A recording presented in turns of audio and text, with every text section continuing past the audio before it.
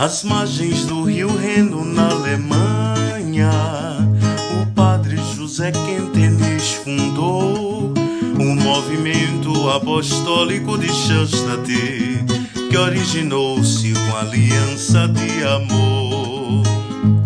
Em 1914, em 18 de outubro, com Maria ele selou.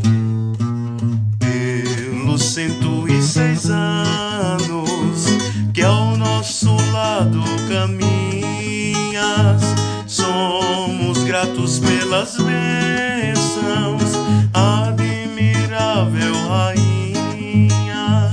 Somos gratos pelas bênçãos, admirável rainha.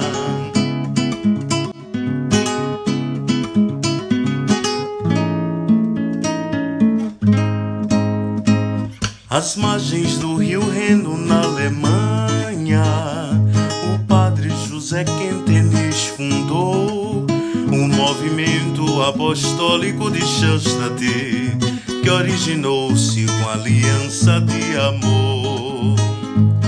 Em 1914, em 18 de outubro, com Maria ele selou. Pelos 106 anos que ao nosso lado caminhas, somos gratos pelas bênçãos, admirável rainha.